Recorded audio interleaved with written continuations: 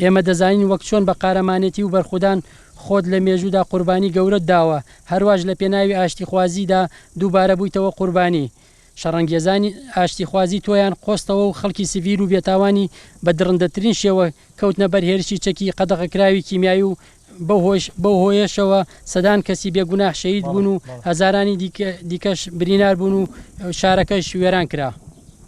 ئەمڕۆژ پاش تێپەڕبوونی 32 ساڵ بەسەر تاوانی هەڵەبجە و پاش تێپەڕبوونی 32 ساڵ بەسەر ئەو تاوانەدا هەڵەبجە لەسەر دەشتە تا پێکەوە بە ئازار و برینەکان و ڕازەکانیان بنووسنەوە و پەیامی ئاشتی و ئارامی ئازادی بگەێن بە دنیادا.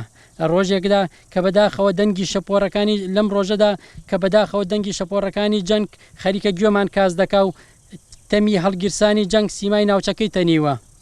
جەنگ چییە جگە لە خاپور بوون و مەملەکەتێکی هەڵگۆزانی شەقامەکان بە خوێنی ئێمەی مرۆڤ و دیمەنەکانی؟ جەنگ چییە جگە لە پلیشانەوەی جەستەی هەزاران ژن و منداڵ لە ژێر دار و پەردە و ڕوخانی بیناکان و باڵەخانەکاندا، جگە لە سیمای ئاسەواری مناڵان بە دیار تەرمی باوکیانەوە و هەڵخرچاندنی جەرگی دایکان و خاڵی بوونەوەی هەناوی باوکێک؟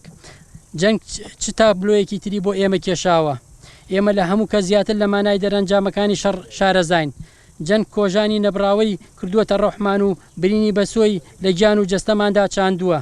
لەبەرەوە ئێمە لە هەموو کە زیاتر بە تەنگ ئاشتی و ئارامیەوەین. ڕوودەکەینە کۆمەڵگەی نەوت دەوڵەتی و ڕێکخراوە مرۆڤ دۆستەکانی دنیا و داوای بێدەنگکردنی کەڕانەکانی جەنگیان لێ دەکەین.